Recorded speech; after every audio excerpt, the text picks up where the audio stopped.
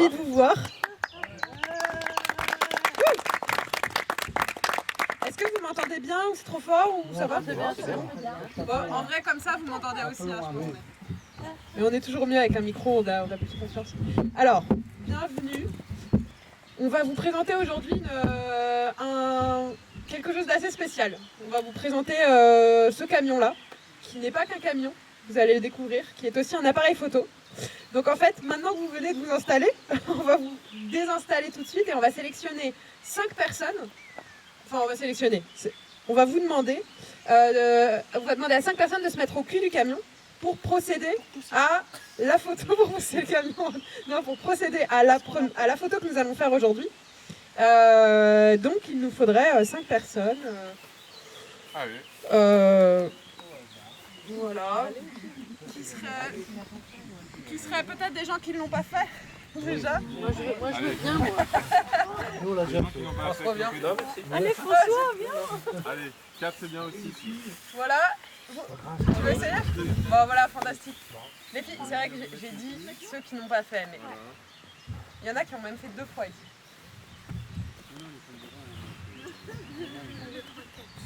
Alors, Donc voilà, l'aventure commence comme ça. donc, à l'intérieur, il va me dire si vous êtes bien positionné sur la photo. On parle c'est le camion, hein. C'est un peu magique, donc il est un peu vivant. Et donc le but c'est qu'il vous photographie. Pour ça il va faire la mise au point sur vous. Ensuite je fermerai l'objectif. Et ensuite le camion mettra une feuille de papier. Et on fera la photo, il ne faudra pas bouger pendant 3 secondes. Donc voilà. Alors il faut être un tout petit peu patient parce que là il a besoin de... Il va toquer quand il vous aura bien mis.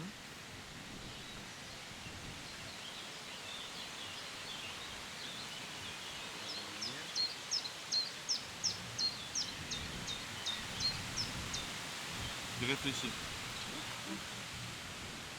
Est-ce que j'ai pris les bonnes personnes?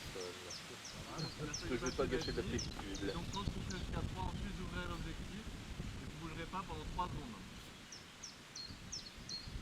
Coupez votre respiration.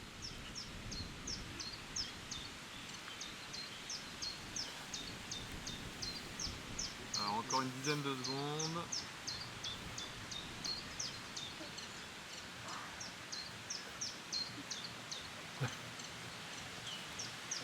Attention, à 3, 1, 2 et 3, ne bougez plus. Ouais, c'est normal.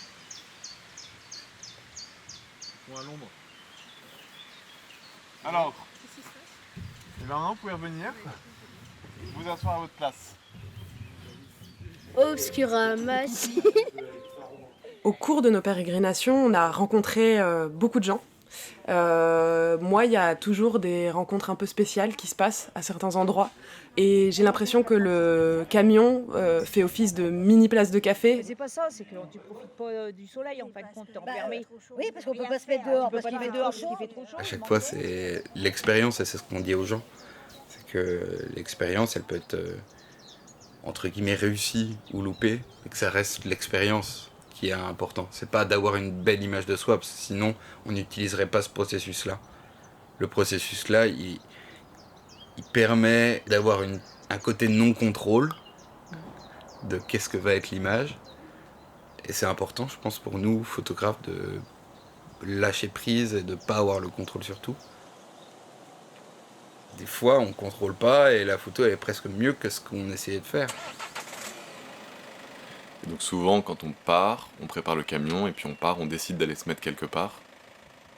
Ça peut aussi arriver qu'on ne trouve pas d'endroit où se positionner parce qu'il faut quand même qu'on puisse avoir un espace suffisant pour poser le camion, pour avoir 10 mètres derrière le camion pour qu'on puisse faire des photos, qu'il y ait un fond intéressant et surtout qu'on ait le soleil qui soit mis de la bonne manière parce qu'il faut que le camion soit face au soleil pour que les photos puissent fonctionner. Parce qu'il faut que, comme les photos sont faites à l'arrière du camion, il faut que les gens aient le soleil dans la figure et qu'ils ne soient pas en contre-jour. Vous regardez bien ici, je compte jusqu'à 3. Moi, quand on se pose sur une place de village, je prends le parti d'être très cool. Au début, je vais pas du tout à la rencontre des gens avec mon micro. Je suis pas une journaliste. Moi, le but, c'est déjà de créer un espace de discussion. Donc, je je suis toujours un peu circonspecte quand on débarque avec son matos direct. Le camion, c'est pareil, en fait, juste le fait de se préparer le matériel autour du camion, ça attise un peu la curiosité et puis ça montre qu'on est transparent. Le principe, c'est vraiment de dire on est là et que les gens se disent pas c'est super, c'est un camion appareil photo, parce que ça ils peuvent pas le deviner, mais ils se disent mais qu'est-ce que c'est que ces gens-là, qu'est-ce qu'ils se viennent faire ici, j'ai jamais vu ça avant. Est-ce que c'est des gendarmes avec leur objectif derrière le camion qui ressemble à un radar? Est-ce que c'est des peintres en bâtiment parce qu'ils ont des blouses bleues? Est-ce que c'est des voleurs dans une camionnette blanche qui essayent de repérer les lieux pour voler nos maisons la nuit? Et donc quand on se positionne, souvent le premier qui vient nous voir ou la première qui vient nous voir, c'est le ou la mère du village qui vient nous dire mais qu'est-ce que vous faites là? Prendre des photos de l'étang. Mais non, mais nous on est là-haut, en fait on peut pas bouger. On attend que les gens viennent. Est-ce qu'on les laisse faire? Est-ce qu'on les guide? Ça dépend vraiment des fois, si la personne est à l'aise ou pas. Si elle n'est pas à l'aise, alors on va peut-être plus l'aider à être à l'aise, en lui disant qu'un visage il peut être souriant sans forcément marquer un sourire par exemple, parce que ça peut vite faire gêner un sourire pendant 6 secondes. Donc ouais, on leur demande d'être le plus naturel possible, alors que c'est facile à dire. Et ensuite c'est qu'est-ce qu'on fait de ses bras, à quelle distance tu te mets. Ça on le fait un peu au feeling avec Mathieu. On discute, voilà, quand il y en a un qui est à l'intérieur du camion, l'autre à l'extérieur, il va dire ouais, un peu plus proche, ou non, là on va faire un portrait de pied parce que c'est plus intéressant, ou après qu'est-ce qui nous dit que c'est intéressant ou pas, ça c'est vraiment, je saurais pas l'expliquer, c'est vraiment un peu du feeling et c'est ça qui fait que avec Mathieu c'est intéressant de travailler parce que c'est pas moi comment j'aurais fait la photo ou comment Mathieu aurait fait la photo, c'est un mélange des deux. Et que les photos qu'on fait ensemble, on les ferait peut-être pas tout seul. Et ouais, ça permet un échange et aussi d'évoluer. Une photo, c'est toujours une surprise, même pour nous. Parce que de ces séries de photos qu'on pourrait penser que c'est hyper banal et que chaque photo va être la même, et alors c'est 2 parents, 2 gamins, une mère, sa fille, 2 grands-parents, un passant, une passante, donc on pourrait se dire bon finalement la photo c'est toujours la même, parfois elle est plus claire, parfois elle est plus foncée, on sait jamais. Mais ce qui est hyper intéressant c'est que parfois il y a juste comme ça, on fait une photo, on n'aurait jamais pu imaginer en voyant la personne que cette photo va marquer. L'aventure elle évolue vraiment et c'est ça tout l'intérêt de ce trajet le long de la Somme, elle évolue vraiment parce qu'on en apprend de plus en plus et puis surtout les préoccupations des habitants changent ou se complètent et en fait on a l'impression d'arriver à une sorte de petite enquête quoi. Les gens, ils ont une cartographie complètement différente de la nôtre, quoi. C'est une cartographie spatiale, mais c'est aussi une cartographie temporelle du territoire. Et donc voilà, c'est aussi des différentes époques qui se croisent et s'entrechoquent pour créer l'histoire autour de ce camion-là.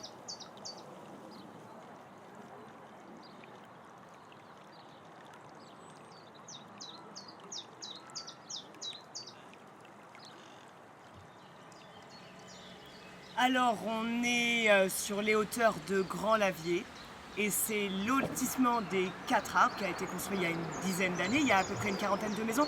Et donc l'avantage ici, c'est qu'on a une très belle vue. Par contre, c'est souvent un petit peu venteux. Alors, on a fait une cabane avec plein de copains et puis à un moment, en fait, il y avait la cabane qui était à l'autre bout du parc là. Et puis ceux qui habitent juste là, et ben ils ont détruit la cabane. Et puis après, on a fait une deuxième cabane qui est encore à l'autre bout là-bas, et puis ils l'ont redétruit une première fois, une deuxième fois, et puis après, voilà, c'est devenu la guerre, quoi, entre les deux, entre Français et Allemands, voilà. Alors, on est à la base nautique d'Argas, donc on pratique le wakeboard. Moi, je suis circassienne depuis maintenant 12 ans, et j'adore le sport. Être ici avec mon père, ça me fait plaisir, hein. Il y a une forme de compétition entre nous, donc on aime bien se pousser tous les deux quoi. Et quand on est tout seul, on fait aussi beaucoup de bêtises. Donc on se jette dans l'eau, on se pousse et puis c'est très drôle. Donc beaucoup les gens du Pas-de-Calais, ouais. Les personnes qui travaillaient à la nuit, ouais. Ils venaient là parce qu'ils avaient la silicose. Et le matin, il y avait du brouillard. Et le brouillard, ils disaient ça. le brouillard leur humidifiait les poumons. À l'époque, c'est ce qu'ils nous disaient. La sucrerie a fermé. Et ici, à Grand-Lavier, on recevait les eaux de lavage des betteraves, ce qu'on appelait des bassins de décantation. Et au bout de 2 ans, les chasseurs, la Fédération de la chasse, a eu la bonne idée de racheter ces terrains pour en faire une réserve ornithologique. Et le gros avantage sur ces bassins, c'est qu'on peut jouer sur les niveaux d'eau en fonction des besoins d'eau pour les oiseaux, donc au moment de les nicher, l'éclosion, etc. Oui, parce que moi je leur disais que moi j'étais pas toujours en accord avec la chasse, en général, pas... Mais lui, oui, parce que lui, par exemple, quand il fait de l'approche avec son arc ou quand il va à l'âche, il choisit sa bête. Donc s'il a décidé de faire un beau trophée ou une vieille bête, il tape dans cette bête-là. Mais si elle passe pas, elle passe pas, voilà. C'est-à-dire que les gros week-ends, comme là, et il y a plein de monde, il y a plein de gens qui sont en vacances, donc il y a plein de gens qui sont dans le coin, donc ils prennent tous leur vélo, ils viennent tous sur les pistes. Moi, je ressens des énergies très positives, très attractives, c'est-à-dire que je pense que les énergies de l'abbaye nous appellent, tous autant qu'on est là. Toutes les personnes qui passent ici sont, selon moi, appelées à passer ici, faire une sorte de transition pour se restaurer, pour se reconstruire, pour pallier à des événements de la vie, les aléas, pas toujours évidents. Et je crois surtout que l'énergie se transforme, c'est-à-dire que, entre guillemets, quand tu es venu chercher ce dont tu avais besoin, l'abbaye te repousse.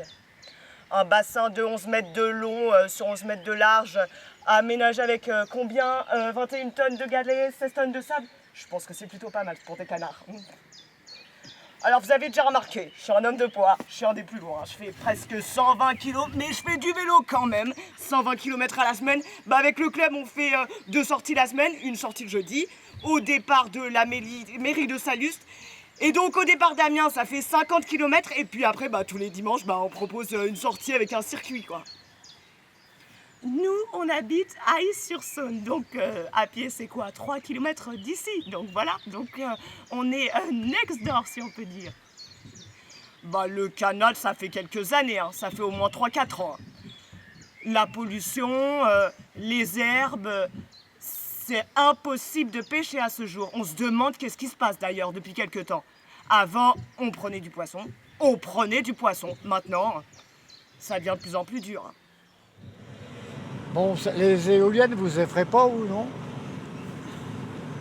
Nous, on en a pas mal. À ce coup, il s'est mis à pleuvoir, mais quand je dis pleuvoir, c'était même plus pleuvoir, c'était une machine à laver. Une pluie vachement puissante. Impressionnant. Mais ça n'a pas duré longtemps, mais l'impression que ça dure une éternité, quoi. Et ça fait un vacarme pas possible. Ça fait un brouhaha, pas possible.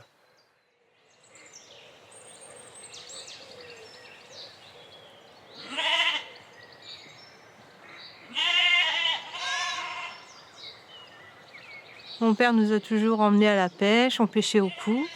Là, quand on venait à la truite ici à Saint-Cribrio, on passait des journées pêche avec lui, mais on pêchait pas parce que c'était lui qui était prioritaire.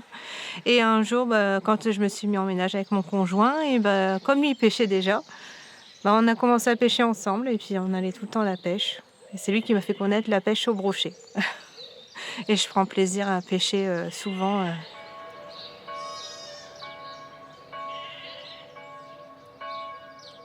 Je vais vous dire, de tempérament, il n'y a pas grand-chose qui m'émotionne.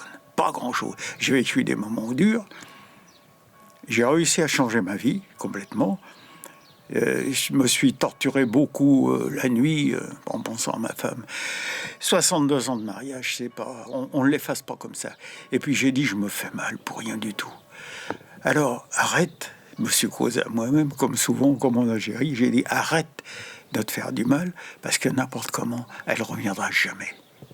Alors j'ai dit, je passe de l'autre côté. Je prends la vie du bon côté. C'est pas pour autant que je fais la bamboula et tout ça. Non, pas question. Non. Mais j'essaie d'être agréable avec tout le monde. Peut-être que tu pourrais lui monter le seau, donc il va l'accrocher, lance à une... Par contre, non. Ouais, là, ça va faire du... Oui, ça va éclater. Ouais, ça va faire une petite cerise. Ouais. Les Alliés ici préféraient soigner les chevaux en les emmenant dans des bateaux, des bateaux de 38 mètres 50, où ils allaient pouvoir glisser sur l'eau et moins souffrir de leurs blessures. Puisque par la route, les Français emmenaient quand même les chevaux chez les vétérinaires, mais c'est les chevaux y allaient eux-mêmes, avec 3 pattes, avec du shrapnel dans la cuisse. Enfin, c'était... Mais non, les autres les descendaient très doucement. Et la voie d'eau étant tellement douce, ils arrivaient, on va dire, sans encombre jusqu'à l'hôpital vétérinaire d'Amiens, quoi. Et là, ils étaient remis en état. Ils allaient dans un lieu de convalescence et puis après, ils repartaient au front. Voilà.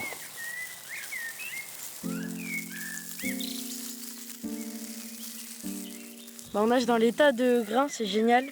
Quand les remorques qui se vident, on monte tout en haut du toit pour pas se faire ensevelir. Puis après, on descend quand tout le tas est vidé. Bon, à un moment, papa il est pas très content parce que du coup, on met tout le grain partout dans la grange. Mais bon, après, du coup, on doit balayer. Puis on en a plein les poches, puis plein les chaussures.